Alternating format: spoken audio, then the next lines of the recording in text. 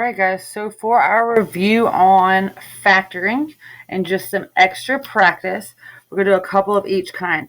So GCF is one that most students that I have found will forget. So every time, every single solitary time you are going to factor, I want you to think GCF first. Now, the one we're going to use right here is very much a GCF problem, and you have no question that it is definitely going to be GCF is the best you can do with this because there's so much going on in it. But any factoring problem at all, when A is not 1 in the front, if it's a trinomial, a binomial, any problem, you want to check for GCF, and that's the greatest common factor. So what do each of them have in common that we can pull out? Now, you can do this lots of different ways. I like to use hockey stick method. So at least that's what I call it. So we're going to do a hockey stick, and we're going to start in the first term. So 25. So when I see 25, I think of 5 first. So we're going to pull out a 5. And then in the next line, you're going to write 5 times what gives me that 25. So 5 times 5 give me 25. And then we haven't done anything with our variables, so we're just going to rewrite those as is. And then 5 times what gives me a negative 30. And that's going to be a negative 6. Then again, our variables, we're just going to write those again, and we'll get to those in a minute.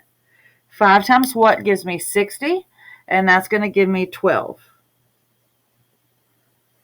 Now, again, I'm going to look at the number in the front. 5 is prime, but just to make sure, could 5 go into 6 or 12? And in this case, note 5 was our GCF indeed. If it had been like a 3 or a 2 and a different set of numbers, and it wasn't the GCF, the 3 numbers, the coefficients in the front, would have another number you could pull out. Usually you'll see it. It'll be like a 2 or a 3 and a little bit smaller number. But if you didn't get it all out in the first number, you're just checking to make sure those 3 don't have another number to pull out. So the next thing you're going to look at is your variable. So the next variable is A. There is an A all the way through. If you want to do this the long way or longer way, we know there's an A, so I'm just going to pull out 1. So then in our next hockey stick, our number comes down. If I have 1 A out here and I have 4 A's in here, that means I have 3 A's left. We haven't done anything with B yet, so we're just going to copy it down. Negative 6. So I have 1 A on the outside, and I have 8 A's on the inside. So now I'm going to have 7 A's on the inside. 12 is fine. I have 1 A on the outside and 1 A on the inside, so there's no more A's with this 12. So again, just like we did our numbers, we're going to go to our A again and see if there's A's all the way through. There's not, so that means we pulled out enough of our A's. The next letter or the next variable would be B.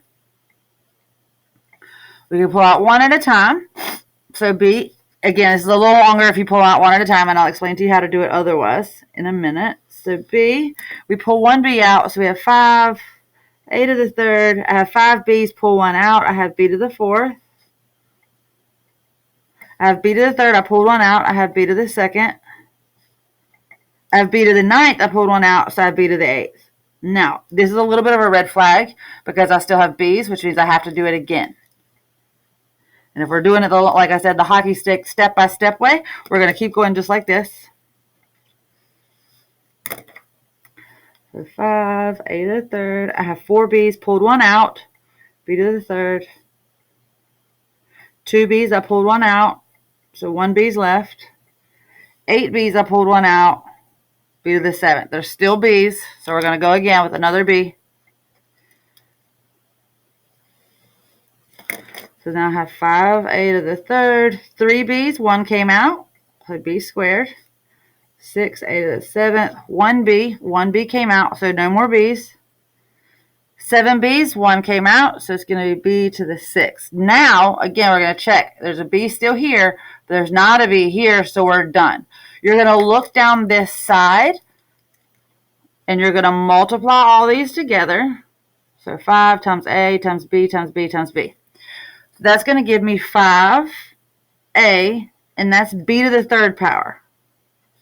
Then we're going to write what's here, 5A to the 3rd, B squared, minus 6A to the 7th, plus 12B to the 6th. And you have now factored out your GCF. Now, you could save yourself a little bit of time back here when you pulled out your very first B. It's B, B, and B. Look for the lowest exponent, and you could pull it out in one swoop. So then we would have pulled out B3, and we would have been able to jump straight down here because 5 minus 3 is 2, 3 minus 3 is 9, 9 minus 3 is 6. So you could have skipped these two hockey sticks if you wanted to do that. So again, that's GCF, so factoring by GCF, and sometimes you can just see it and you can pull it out without doing all of this. If you know that this does not come easily, though, this is your how-to that will make it easier. So differences of squares. The biggest thing that you want to remember is the word difference. So it has to be subtraction. It has to be a binomial, and binomial means 2. So binomial, so 2 terms, so 1, 2. And they have to be perfect squares. So you have to be able to take the square root of both, and they be perfect. And remember, when you take the square root, that means what number times itself gives us that number back. So what times itself would give us x squared? Well, x squared means x times x. So we're going to open up 2 sets of parentheses. We're going to put an x and an x. And then what's the square root of 36? So what number times itself will give me 36? Give me a 6. And every time you take the square root of any number, you have a positive and a negative of that number. Positive and a negative solution of that number. Every single time. So we got to make sure we remember to do 2 parentheses, a positive, and a negative. I'm going to wait a minute and let you try the next one. It's a little more difficult, but not really, because again, you're taking the square root of both. All right, so the next one, we're going to do square root, because we made sure it's 2 terms. It's a subtraction. There is a square root to 49. That's perfect. That's going to be what number? Yep. So we're going to have 7. Square root of x squared is going to be x. And what number times itself would give me 1, or what is the square root of 1? And that's 1 and 1. Again, every time you take the square root, you have a positive and a negative. Now, you can multiply these two back, like the 2 binomials by each other, and see if you get back to your 49x squared as one way to check it. Also, if we come over here to Desmos.com, or you can type it in your calculator and graph it if you want to use your TI-84, but you definitely need to be able to graph it. So x squared, we'll do the first one, minus 36, and we said that it was plus 6 and minus 6. So again, when you're factoring, you're finding the factors that will give you the zeros. So minus 6, positive 6, and that's where it crosses the x-axis. So if I do my second one that we did, that was 49x squared minus 1. We're looking for where it crosses the x-axis. That's a decimal, and that's a decimal. That's where it doesn't necessarily help us. But if we come back, I'll show you what those decimals. So that was 1.43, positive and negative. So I got some questions yesterday when it was solving the quadratic. So when you're looking for the solution. So solutions, you're just going to take these factors and set them equal to 0. So x plus 6 equals 0 and x minus 6 equals 0. I'm going to move this over by taking its opposite. So x equals a negative 6. Move this over to by taking its opposite, and x equals positive 6. So our solutions are negative 6 and positive 6, like we just saw on the graph in Desmos. This one, when we typed it in Desmos, we got a decimal. So be careful, because a lot of people get used to these type solutions because you've dealt with a as being 1 more often, and you just jump. Be careful, be careful, be careful. So 7x plus 1 equals 0. 7x minus 1 equals 0. We're going to get 7x by itself. We're going to move the 1 over. So it's going to be 7x equals a negative 1. That's 7 times x. So we're going to divide by 7. And x equals a negative 1/7. Again, do the same thing for the other side. We're going to move the 1. And that's going to be 7x equals 1. Divide by 7. Divide by 7. X equals 1/7. And when you put these in the calculator, you should get the exact decimal that you just saw on Desmos. All right, good fun trinomials. Here we are. So this is when a is 1. There's lots of ways to do this. So if you already know how to factor and you're killing it and knocking it out of the park, keep doing the way you're doing. If you do not, I'm going to teach you my way, because I feel like I've gotten a lot of students to get over that hurdle and the fear of factoring. So we're going to do it my way for this instructional video. Again, if you can factor, period, just do it. Get after it.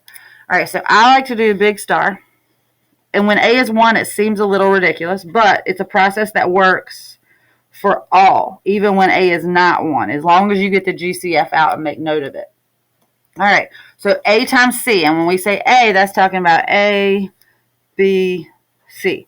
So 1 times 64 is going to give me 64. My B value is a positive 16. My A value is a 1, so I'm going to put 1x, 1x. Now, when I walked through Pinecrest a couple years ago and asked the one common thing that everybody on campus used, and that was an ACB chart. Now, Union Pines and Northmore, I didn't get the pleasure of asking them. But otherwise, every teacher taught factoring different. Again, so that's why I said if you're good at it already, rock and roll. But ACB chart was one common thing they all did. So AC, remember, is 64, and B is 16. So we're looking for what multiplies to give me 64 and what adds or subtracts to give me 16. So 64 would be 1 and 64. Let's see, 2 and 32. Then you could go all the way down. You're going to list all the factors. Now, you guys just gained access to a TI-84 on your on your computers. So I want to show you a way to go to get these factors in the event you don't know all the factors of 64 by heart. So if you go to your TI-84 and you go to y equals and you type in 64 divided by x, hit second graph, all the whole number pairs are going to be your factors. So 1 and 64, 2 and 32, 4 and 16, and then 8 and 8. And we've repeated so we know we're done. Now, if I add 1 and 64, so my addition, we'll call it add, we'll do the add green, is going to be 65. If I add 32 and 2, I'm going to have 34. 16 plus 4 is going to give me 20. And 8 and 8 are going to give me 16. That's exciting because that's what we're looking for. But we're going to finish the process. So if I subtract them, the pairs, so 64 and 1 is going to give me 63. 32 and 2 would give me 30 when I subtracted them.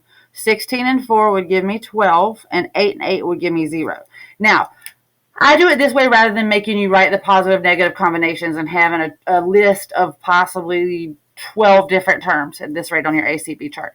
So you know the addition, you know the subtraction. What we're looking for is that positive 16. So that's the numbers we're going to use. So we're going to go put those 8s over here. Now, what I would do is look at your B value. Is your B value positive or negative? In this case, it's positive. So had we had two different numbers, the larger number has to be positive every single time, and you just have to decide about the second one. I need this 8 to turn into a 16, though, so I need to add 8 to it as well. Now, we're looking at this as if it was a fraction. It is not a fraction. We're pretending. We're kind of making a cheat method here. This is not a fraction. You're going to check and see if it can be reduced from top to bottom. Now, A is 1, so you will always have a 1 on the top, so it will not be able to be reduced. But, again, we're just practicing when A, so we are prepared when A is not 1. So that means I have 1 over 8 because 1 can't be reduced. That 1x goes in the front. And, again, you could write that as just x, and then plus 8. I'm sorry, 1x goes in the front plus 8. When you go to your second not fraction, that's where we get our second one. In this case, they're the same. So x plus 8. This answer could also be written as x plus 8 squared. Because remember, squared means that times itself twice. If you are needing to solve, this is just the factor. So this is factor. To solve, we're going to do x plus 8 equals 0. And you don't have to do it twice because hopefully you see that it's going to give you the same thing back. We're going to solve for that x. We're going to move that 8. It's going to be x equals a negative 8. So that means this quadratic only touched the graph one time. Again, there's no reason for you to get these wrong. Maybe you won't always get them right, but there's no reason to get them like just straight up terribly wrong because you can use Desmos. Your days of no calculator are over because we are in Math 2, and from this point forward, you will always have access to a calculator for all of your exams. So we have x squared plus 16x plus 64. And they had B on your paper, but for Desmos to keep it kind of streamlined, I try to use the x. And there's your negative 8 solution that we got when we, put that in. When we factored it out, and then when we solved after we set it equal to 0, we got negative 8. So again, we got negative 8 here when we solved and set equal to 0. So all of those should be fairly easy at this point. Now, grouping is everybody's favorite, but we're going to do one where A is not 1 first. So A is not 1. So we're going to set up our big star. Remember, A times C goes on the top, B goes on the bottom, A times X goes in our upper corners, and then our factors are going to go to the bottom. We're going to do an ACB chart, and we're going to find the multiples of that number, and then we're going to find the add or subtract of that number. So our A times C, so that's going to be 3 times 4, so it's 3 times 4, which gives us 12. Our B is a negative 8, so this is going to be 12, this is going to be negative 8. Our AX, so A is a 3. Oh, I just made the biggest mistake first. If the A value is not 1, remember to check for GCF. So will 3 divide into 8 and 4? In this case, it does not, which secretly I already knew, but that's why we did not take a GCF. If this had been a 9 and a 12, then we would have pulled a 3 out, and then we would have continued. Because if you can get A to be 1, you guys have had a lot more practice when A was 1. So that would be beautiful. We cannot, so we're going to keep going. So A is 3, so we're going to do 3x, 3x. Now we're going to go over here to our ACB chart. So AC was 12, so we're looking for the factors of 12. So it's going to be 1 and 12, 2 and 6, 3 and 4, and again, it would be 4 and 3 would be your next one. Also, just to remind you one more time, if you aren't really great at remembering the multiple factors of it, you're going to go to y equals, because again, you do have access to this starting today. 12 divided by x, second graph, and you're going to find all those. So 1 and 12, 2 and 6, 3 and 4, 4 and 3. So 3 and 4, 4 and 3 just repeated itself. Now we're going to look at the addition. So when I add 1 and 12, I get 13. When I add 3 and 6, I get 9. When I add 3 and 4, I get 7. And then we're going to check our subtractions. 12 and 8. Oh, that is 9. That is not 9. 6 and 2 is 8. Hello. Sorry, guys. It's early still. 1 and 12 is going to be 11. 2 and 6 would be 4 when I subtract it. And 3 and 4 would be 1. We are looking for 8. Now, don't panic because it's a negative 8. We're going to fix that in just a minute. So 8. We're looking for 8. So we're going to take our 6 and our 2, and we're going to plug these in over here. 6 and 2. We're going to look at our B value. It is negative. So the larger of those two numbers has to be negative.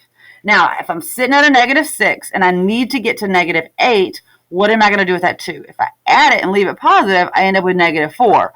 But if I subtract it, negative 6, and take 2 away, you're going to be at negative 8. So they're both going to be negative. So we're going to look at our first not fraction. Hear me out. It's not a fraction. And we're going to see if we could reduce it. Do 3 and 6 have anything in common? They do. So this is going to become a 1, and this is going to become a negative 2. The x kind of hangs out, so we just fix the numbers. Now, make sure you hold on to that 1 just like that last one, because that doesn't go away, because there is an x up there.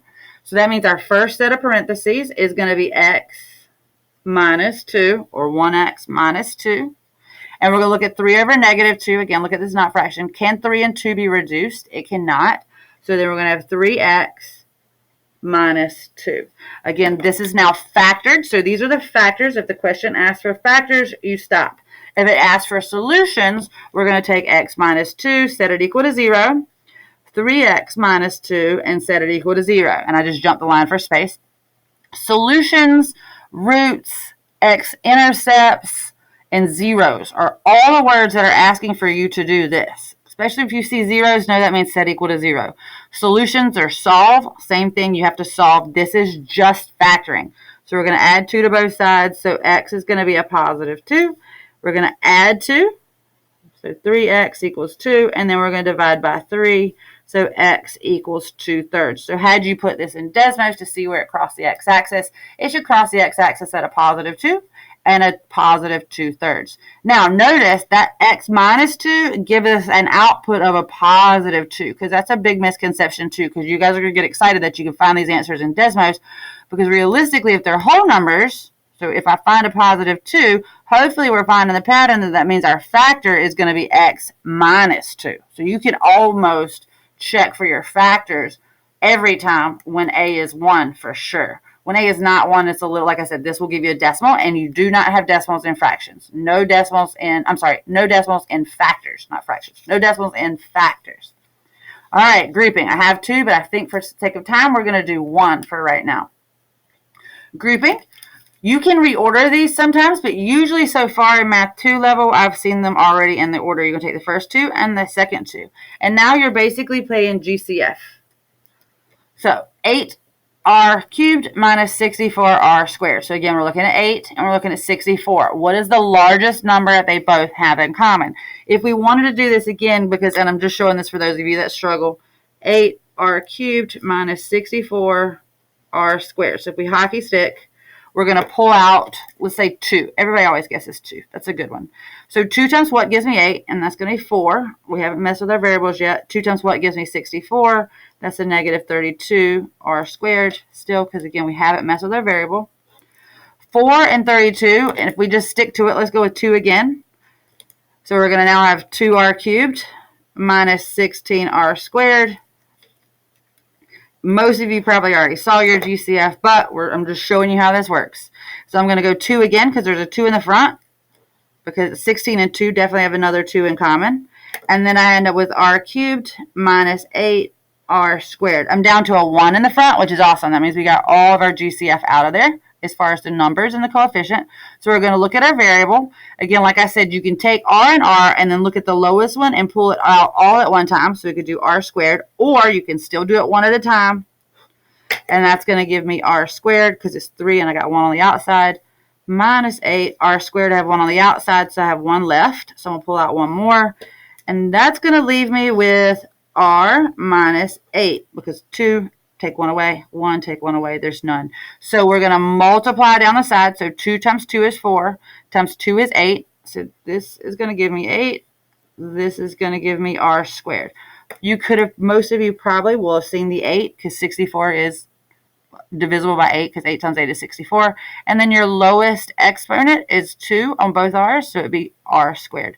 So our answer, when you factor out your GCF, is 8r squared, r minus 8. And that's exactly what you're going to do here. So we're going to pull out 8r squared, and we're going to put r minus 8. Fun story, r minus 8 is already factored. So all we can do is we can pull out a 1, r minus 8. And you have to pull out a 1 in this case, because we need 2 numbers here, because we need our second parentheses. These 2 parentheses, if you are factoring by grouping, have to match, or there's a mistake. These 2 have to match. So that is one of your factors, so r minus 8. And then our other factor is going to be the first 2 terms. So 8r squared plus 1. Now, if this had been a subtraction, I would have asked you to check and make sure you couldn't go further and factored by differences of squares. But it is an addition. So again, for the sake of repeating myself, so you guys get really tired of hearing my voice, these are factors. So if it asks you to factor, you stop. If it asks you to solve, you have to keep going. So r squared plus 1 equals 0. R minus 8 equals 0. Move the 8. R equals 8. Move the 1. That's going to be 8r squared equals a negative 1. 8 times r squared is going to be the inverse, would be division. I'm going to have to find some extra space. I'm running out of space. So we have r squared equals a negative 1/8. So r squared equals a negative 1/8. The inverse of squaring anything is square rooting. So that means r equals the square root of a negative 1/8. Now, you cannot take the square root of a negative number. So in all reality, this is an ugly, terrible, terrible, terrible solution. So probably not likely they're going to ask you to solve this one in Math 2. In Math 3, maybe. But right now, I would say not. So at that negative sign would be an I. So that's how you get an imaginary solutions. So that negative would come out and it would become an I, and then we would take the square root of both. So that means I'm going to take the square root of 1, and I'm going to take the square root of 8, and I pulled out an I. Square root of 1 is 1. The square root of 8 is not a nice, neat number. So more than likely, you're just going to stop at 1/8. Because it does not, you don't want to have a decimal on the bottom of the fraction. And speaking to your I and imaginary, some examples that might help you understand what I just talked about without making it overwhelming. The square root of negative 4. Negative is a problem. You cannot take the square root of a negative number, period. Cannot. But I can take the I out and take the square root of 4. So the square root of 4 is 2. And it's plus and minus 2, because positive 2 times positive 2 gives me 4, and negative 2 times negative 2, it gives me a positive 4 as well. So it's going to be plus minus 2 I. So if I did the square root of a negative 16, again, can't take the negatives, we're going to pull out an I, and we're going to look at it as the square root of 16. Square root of 16 is 4, but it's positive and negative, and then you just hold on to your I because that is how you will get back to here.